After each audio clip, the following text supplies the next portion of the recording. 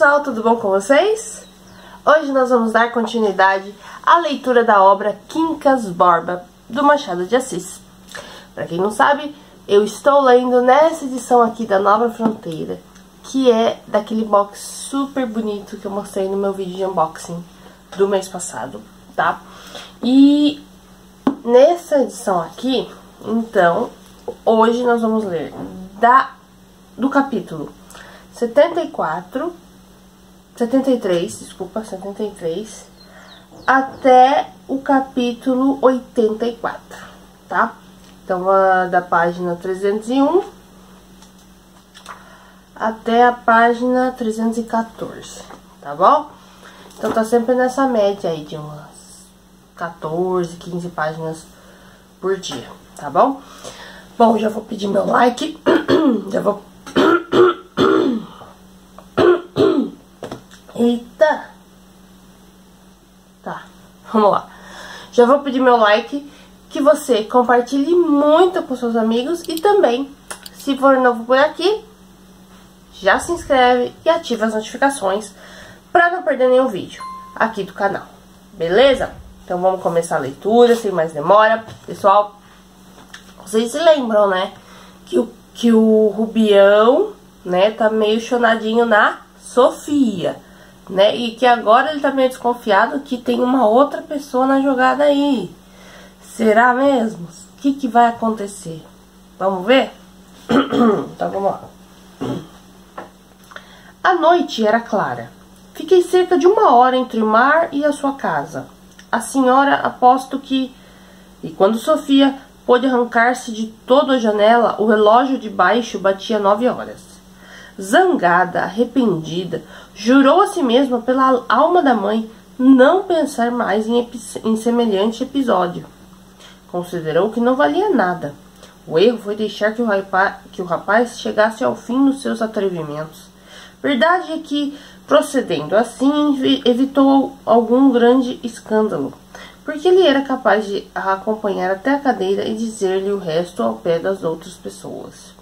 E o resto repetia-se ainda uma vez mais, na memória dela, como um trecho musical teimoso, as mesmas palavras e a mesma voz.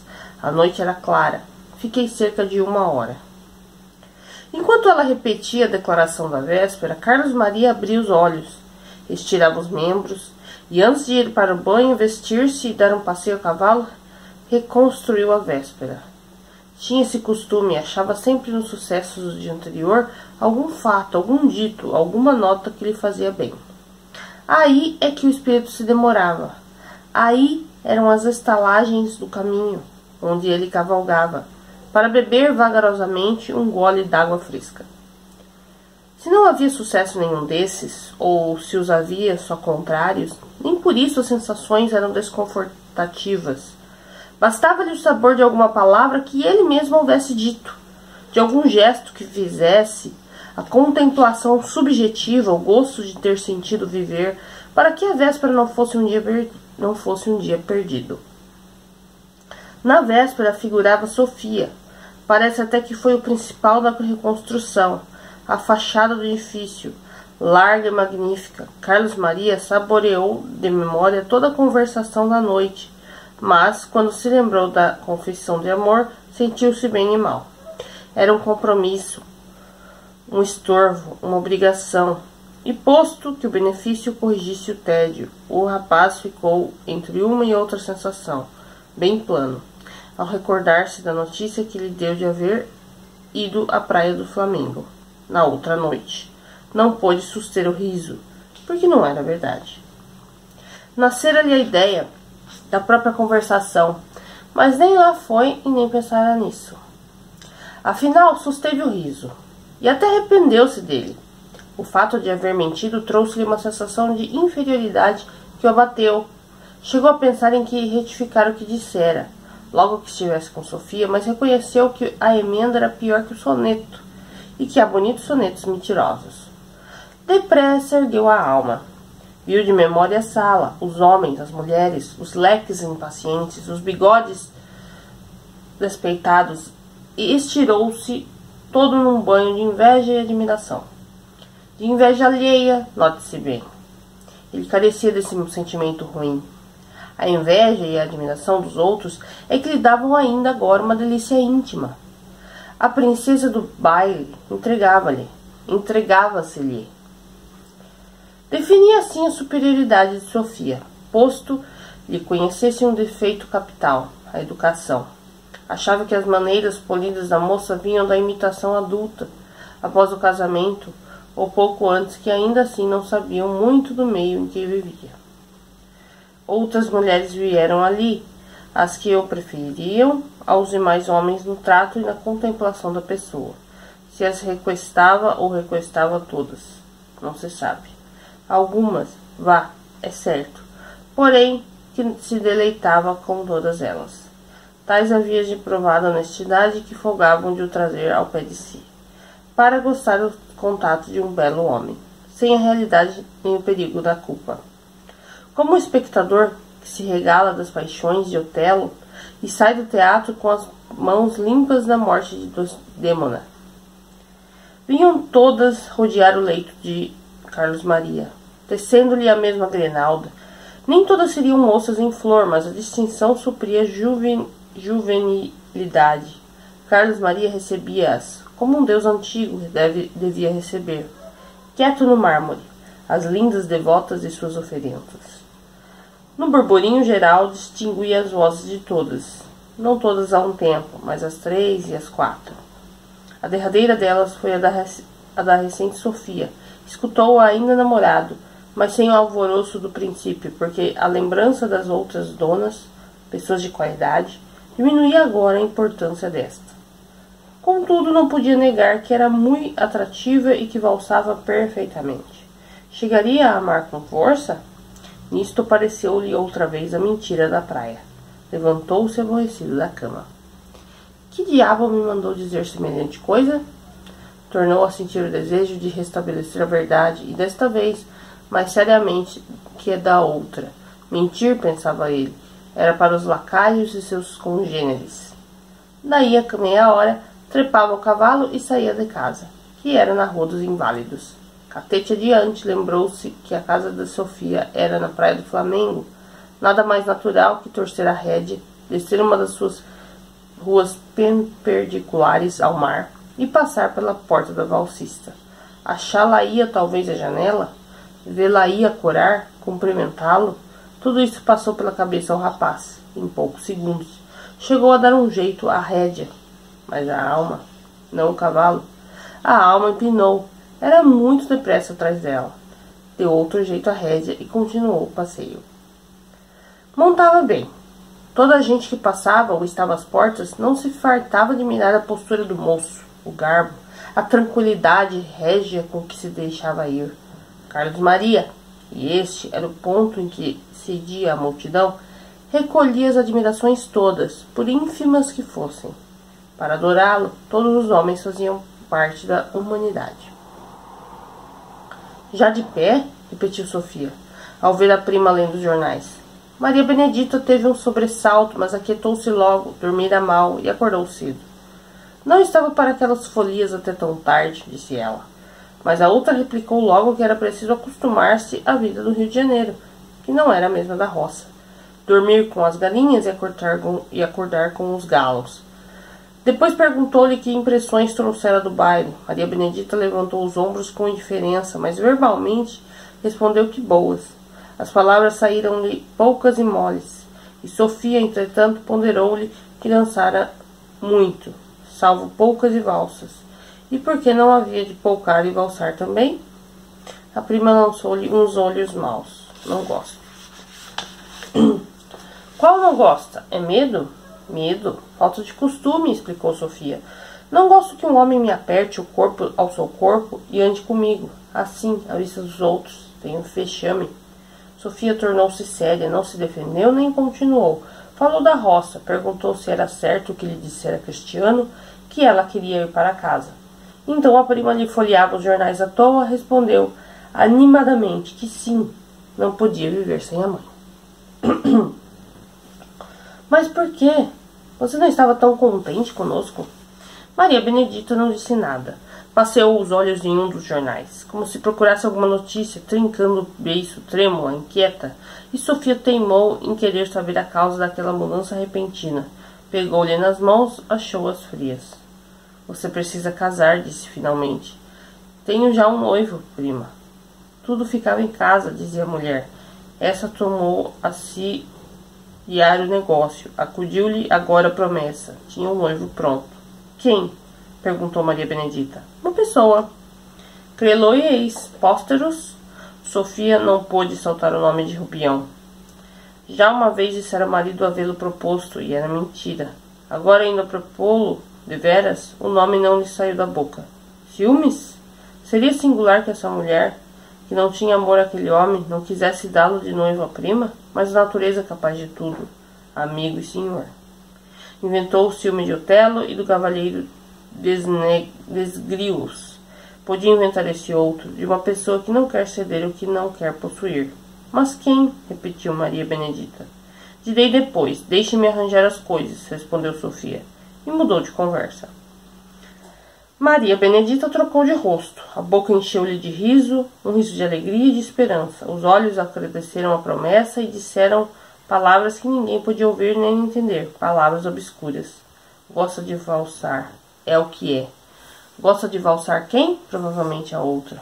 Tinha valsado tanto na véspera com o mesmo Carlos Maria que bem se poderia achar na dança um pretexto. Maria Benedita concluía agora que era o próximo e único motivo, que era o próprio e único motivo. Conversaram muito nos intervalos, é certo, mas naturalmente era dela que falavam, uma vez que a prima tinha a peito casá-la e só lhe podia que deixasse arranjar as coisas. Talvez ele a achasse feia ou sem graça, uma vez, porém, que a prima queria arranjar as coisas. Tudo isso diziam os olhos gaios da menina. Rubião é que não perdeu a suspeita assim tão facilmente. Pensou em falar a Carlos Maria, interrogá-lo, e chegou a ir à Vila dos Inválidos, à Rua dos Inválidos. No dia seguinte, 3 vezes, mas não a encontrando, mudou de parecer. Encerrou-se por alguns dias o Major Siqueira arrancou a solidão. Ia participar-lhe que se mudara para a rua 2 de dezembro. Gostou muito da casa do nosso amigo, das alfaias, do luxo, de todas as minúcias, ouros e bambinelas. Sobre esse assunto discorreu longamente, relembrando alguns móveis antigos. Parou de repente para dizer que o achava aborrecido. Era natural faltar-lhe ali um complemento. O senhor é feliz, mas falta-lhe aqui alguma coisa, falta-lhe mulher. O senhor precisa casar. Case-se e diga que eu o engano. O Bion lembrou-se de Santa Teresa, daquela famosa noite da conversação com Sofia, e sentiu correr-lhe um frio pelas costas, mas a voz do major não tinha nenhum sarcasmo. Tampouco era animada de interesse. A filha estava ainda qual a deixamos no capítulo, com a diferença que os 40 anos vieram. Quarentona, solteirona, gemeu-os consigo. Logo de manhã, no dia em que os completou, não pôs fita nem rosa no cabelo, nenhuma festa, tão somente um discurso do pai. Ao almoço, lembrando-lhe a vida de criança, anedotas da mãe e da avó, um dominó de baile de máscaras, um batizado de 1848, a solitária de um coronel Cloromiro, várias coisas assim de mistura, para entreter as horas. Dona Tonica mal podia ouvi-lo, metida em si mesma e remoendo o pão da solitude moral, ao passo que se arrependia dos últimos esforços empregados na busca de um marido. 40 anos. Era tempo de parar. Nada disso. Lembrava agora o major. Era sincero. Achou que a casa de Rubião não tinha alma. E repetiu ao despedir-se. Case-se e diga que eu o engano. E por que não? Perguntou uma voz, depois que o major saiu. Rubião, apavorado, olhou em volta de si e viu apenas o cachorro, parado, olhando para ele. Era tão absurdo crer que a pergunta viria do próprio Quincas Borba, ou antes do outro Quincas Borba, cujo espírito estivesse no corpo deste, que o nosso amigo sorriu com desdém, mas ao mesmo tempo, executando o gesto do capítulo, estendeu a mão e coçou amorosamente as orelhas e a nuca do cachorro. Ato próprio a dar satisfação ao possível espírito do finado. Era assim que o nosso amigo se desdobrava, sem público, diante de si mesmo. Mas a voz repetiu. E por que não? Sim, porque não havia de casar, continuou ele raciocinando. Mataria a paixão que eu ia comendo aos poucos, sem esperança e nem consolação. Demais era a porta de um mistério. Casar sim, casar logo e bem. Estava ao portão quando essa ideia começou a abotoar. Foi dali para dentro, subindo os degraus de pedra, abrindo a porta sem consciência de nada. Ao fechar a porta, é que um pulo do Quincas Borba, o que o viera acompanhando, fê-lo dar-se por si. Onde ficara o major? Quis descer para vê-lo, mas advertiu a tempo que acabava de o acompanhar até a rua. As pernas tinham feito tudo. Ela que os levaram por si mesmas, direitas, lúcidas, sem tropeço, para que ficasse a cabeça tão somente a tarefa de pensar. Boas pernas, pernas amigas, muletas naturais do espírito. Santas pernas! Elas o levaram ainda ao canapé, estenderam-se com ele, devagarinho, enquanto o espírito trabalhava a ideia do casamento. Era um modo de fugir a Sofia. Podia ser ainda mais. Sim, podia ser também um modo de restituir à vida a unidade que perdera, com a troca do meio e da fortuna. Mas essa consideração não era propriamente filha do espírito e nem das pernas, mas de outra causa, que ele não distinguia bem nem mal, como a aranha. Que sabe a aranha no respeito de Mozart? Nada. Entretanto, ouvi com prazer uma sonata do mestre. O gato, que nunca leu Kant, é talvez um animal metafísico. Em verdade, o casamento podia ser o laço da unidade perdida. O Bião sentia-se disperso. Os próprios amigos de trânsito que ele amava tanto, que o cortejavam tanto, davam-lhe à vida um aspecto de viagem em que a língua mudasse com as cidades. Ora espanhol, ora turco. Sofia contribuía para esse estado. Era tão diversa de si mesma, ora isto, ora aquilo, que os dias iam passando sem acordo fixo, nem desengano perpétuo. O Bião não tinha que fazer. Para matar os dias longos e vazios, ia às sessões do júri, à Câmara dos Deputados, à passagem dos batalhões, dava grandes passeios, fazia visitas desnecessárias. À noite, ou ia aos teatros sem prazer.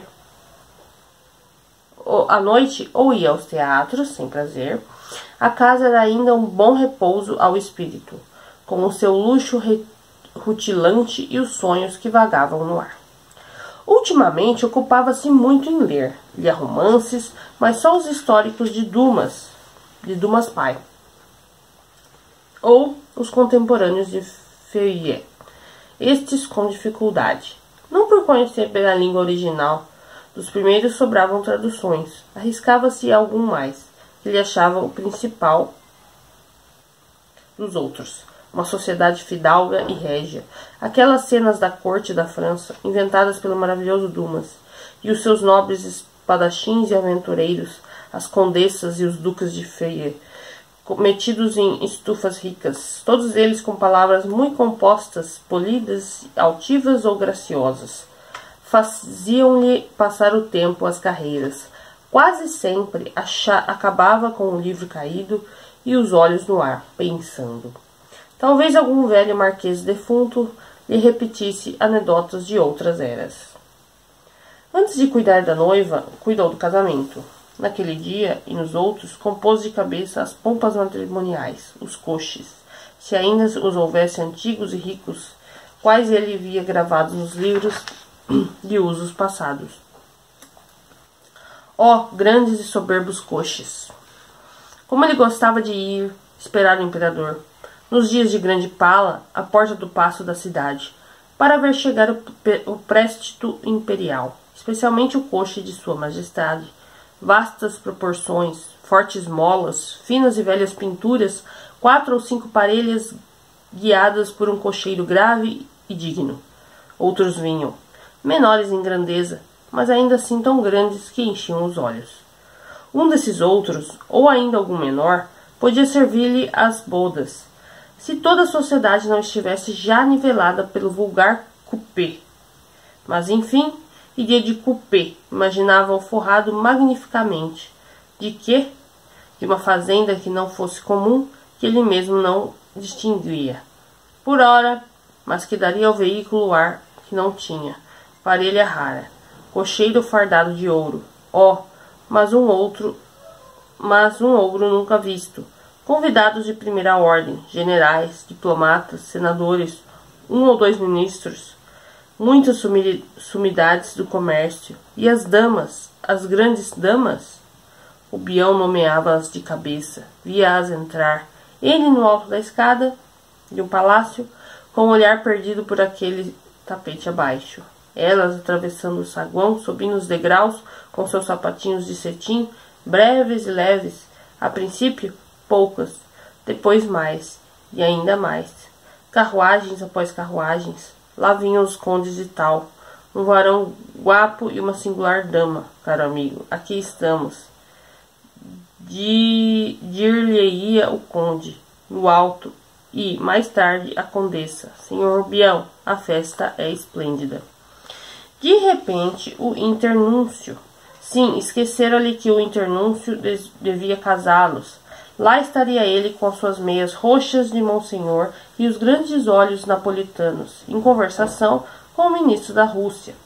Os lustres de cristal e ouro alumiando os mais belos colos da cidade, casacas direitas, outras curvas, ouvindo os leques que se abriam e fechavam, dragonas e diademas, a orquestra dando sinal para uma valsa.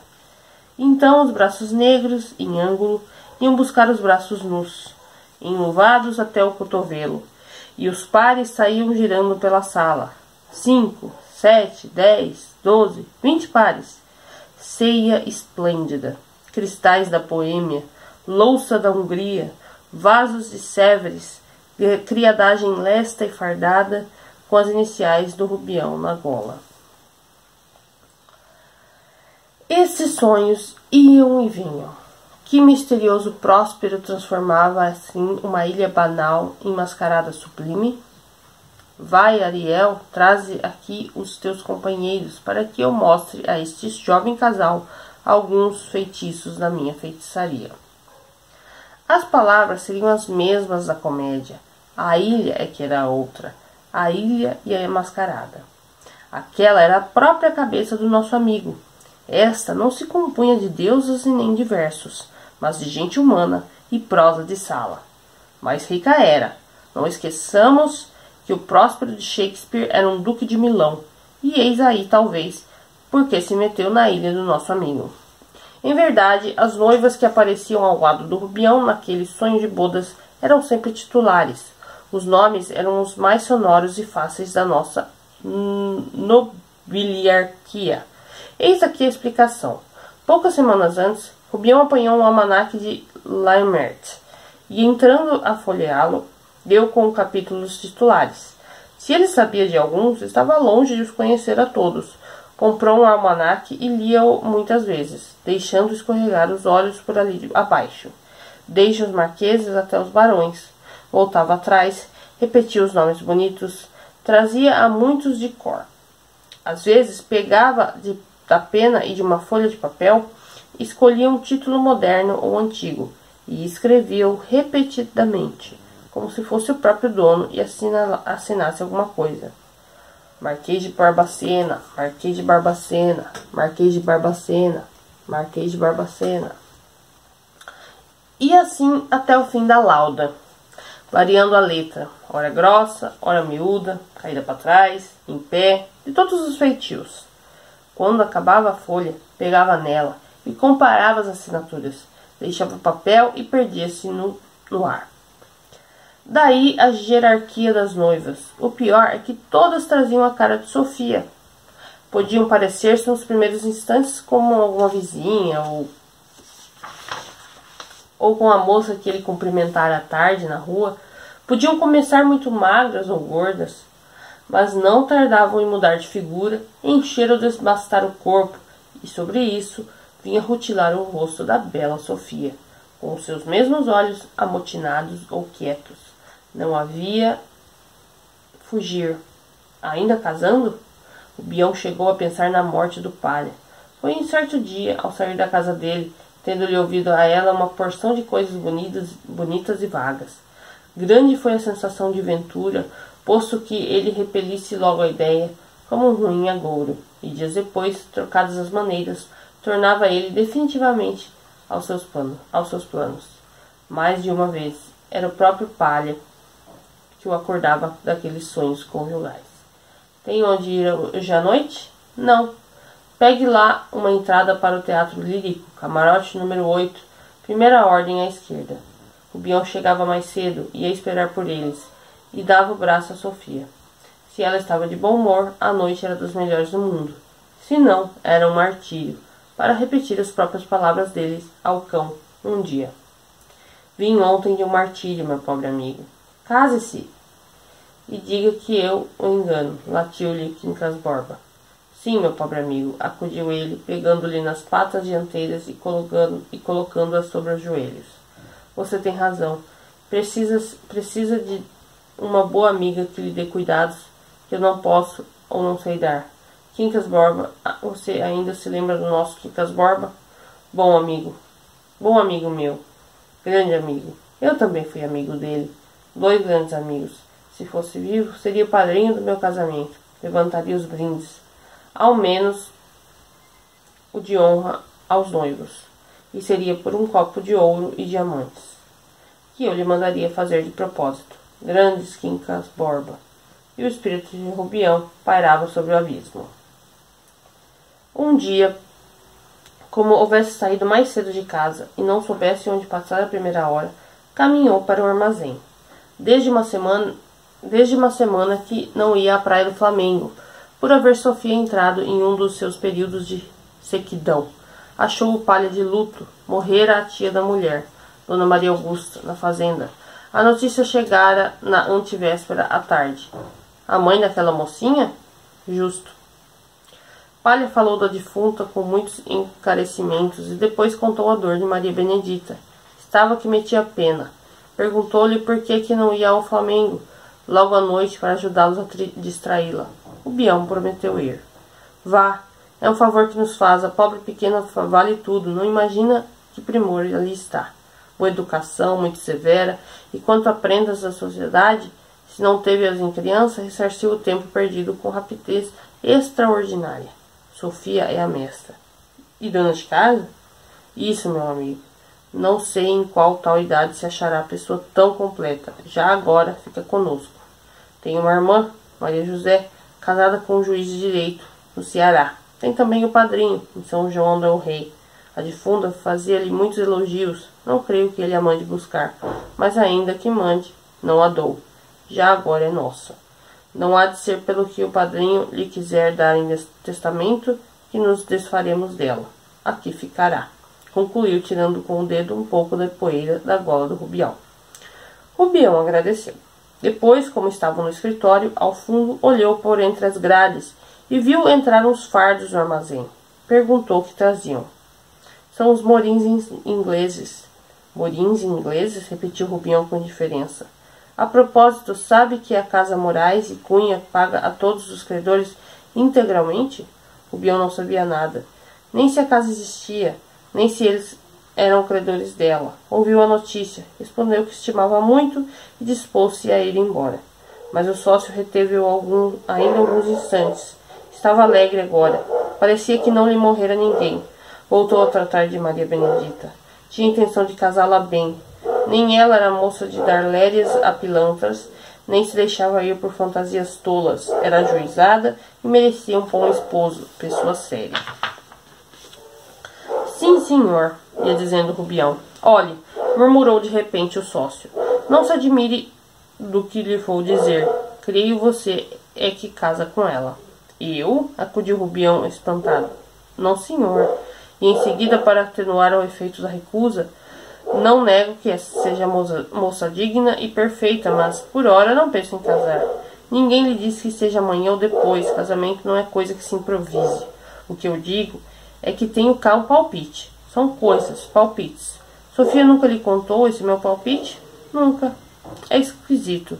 Disse-me que lhe falara uma vez, ou duas, não me lembro bem. Pode ser, sou muito distraído. Que queiram casar-me com a moça? Não, que eu tinha um palpite. Mas deixemos isso. Demos tempo ao tempo. Adeus. Adeus. Vá cedo. Com que então Sofia queria casá-lo? Saiu pensando o Rubião. Era naturalmente o processo mais expedito para descartar-se dele. Casá-lo, fazê-lo seu primo. Rubião palmilhou muito a rua antes que chegasse a esta outra hipótese. Talvez Sofia não se houvesse esquecido, mas mentisse de propósito ao marido, para não dar andamento ao projeto. Neste caso, o sentimento era outro. Esta explicação pareceu-lhe lógica. A alma voltou à serenidade anterior. Mas não há serenidade moral que corte uma polegada sequer as abas do tempo, quando a pessoa não tem maneira de o fazer mais curto. Ao contrário, a ânsia de ir ao Flamengo à noite vinha tornar as horas mais arrastadas. Era cedo, cedo para tudo, para ir à Rua do Ouvidor, para voltar a Botafogo. O Dr. Camacho estava em Vassouras defendendo um réu no júri. Não havia divertimento algum público. Festa e nem sermão. Nada. Rubião, profundamente aborrecido, trocava as pernas à toa, lendo as tabuletas ou detendo-se ao simples incidente de um atropelo de carros. Em Minas não se aborrecia tanto. Por quê? Não achou solução ao enigma, uma vez que o Rio de Janeiro tinha mais em que se distrair. E o que o distraía deveras. Mas havia aqui horas de um tédio mortal.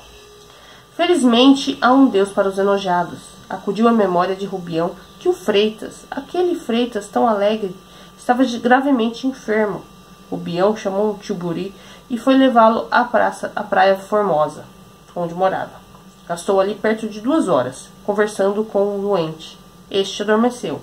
Ele despediu-se da mãe, um caco de velha, e à porta antes de sair.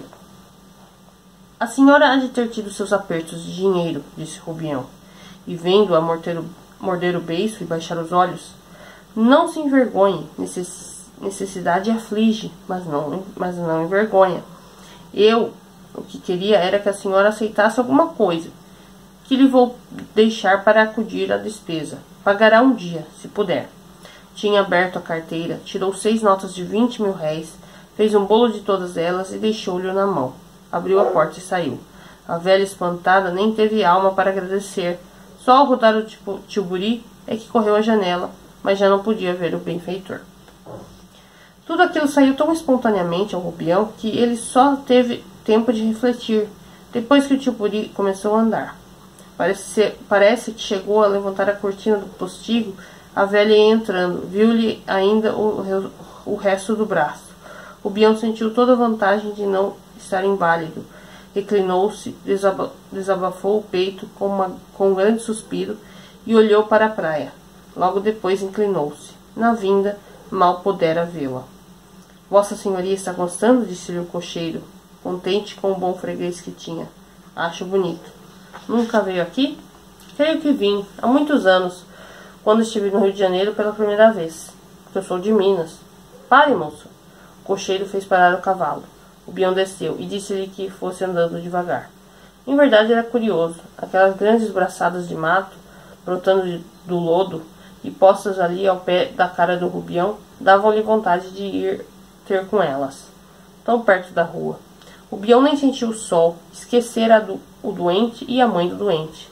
Assim, sim, disse ele consigo, fosse o mar todo uma coisa daquele feitio, alastrado de terras e verduras, e valia a pena navegar. Para lá, daquilo, ficava a Praia dos Lázaros e a de São Cristóvão, uma pernada apenas. Praia Formosa, murmurou ele, bem posto o nome. Entretanto, a praia ia mudando de aspecto, dobrava para o saco de alferes. Vinham as casas edificadas do lado do mar. De quando em quando não eram casas, mas canoas encalhadas no lodo ou em terra, fundo para o ar. Ao pé de uma dessas canoas, viu meninos brincando em camisa e descalços. Em volta de um homem que estava de barriga para baixo, todos eles riam. Um ria mais que os outros, porque não acabava de fixar o pé do homem no chão. Era um pequerrucho de 3 anos. Agarrava-se a perna e ia estendendo até nivelá-la com o chão, mas o homem fazia um gesto e levava pelo ar o pé e o menino. Rubião deteve-se alguns minutos diante daquilo. O sujeito, vendo-se objeto de atenção, redobrou o esforço no brinco, perdeu a naturalidade. Os outros meninos, mais idosos, detiveram-se a olhar espantados, mas Rubião não distinguia nada. Via tudo confusamente. Foi ainda a pé durante largo tempo. Passou o saco do alferes, passou a Gamboa, passou diante do cemitério dos ingleses, com seus velhos sepulcros trepados pelo morro, e afinal chegou à Saúde. Viu ruas esguias, outras em ladeira, casas apinhadas ao longe e no mar dos morros, e no alto dos morros. Becos, muita casa antiga, algumas do tempo do rei, comidas, gretadas, estripadas, e o cais encardido e a vida lá dentro. E tudo isso lhe dava uma sensação de nostalgia. Nostalgia do farrapo, da vida escassa, acalcanhada e sem vexame. Mas durou pouco. O feiticeiro que andava nele transformou tudo. Era tão bom não ser pobre. E aqui a gente conclui o capítulo 84, tá? Bom, gente, então a gente tem aqui o desenrolar aí que Quincas, né, o cachorro Quincas segue aí com o Rubião, né, porque isso é a condição, né, para ele ser herdeiro. Mas Rubião tá assim, ainda meio confuso do que ele vai fazer. Será que ele casa com a prima da Sofia? Tem a filha do Major também, mas essa eu acho que não rola não, né? Vamos ver o que vai acontecer, né? Porque o nosso amigo Rubião aqui precisa casar, né? De acordo aí com, né? Vamos ver o que vai rolar aí amanhã, tá bom? No 8º dia de leitura da nossa obra. Eu espero que vocês estejam gostando, pessoal. Deixa aqui nos comentários para eu saber, tá bom?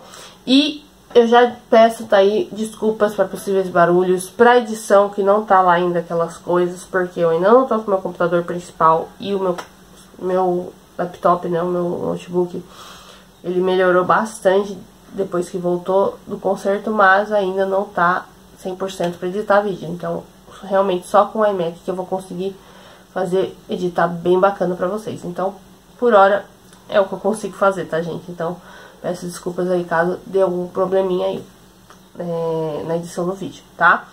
E deixa nos comentários pra saber qual é o próximo desafio literário que vocês querem ver aqui no canal no mês de novembro, tá? Porque em outubro já tá decidido, é uma surpresa que eu vou preparar pra vocês. Então, o desafio literário de outubro já tá fechado, mas eu preciso da sua ajuda pro desafio literário de novembro, gente. Então, vamos pensar aí com carinho qual nome aí, qual obra que seria bacana a gente ler aqui em novembro. Deixa aqui nos comentários pra eu saber, tá bom? Um beijo muito especial pra todos vocês que me acompanharam na leitura de hoje. E até amanhã, então, pessoal. Amanhã a gente volta com mais Quincas Borba, com mais Machado de Assis. Tchauzinho, pessoal!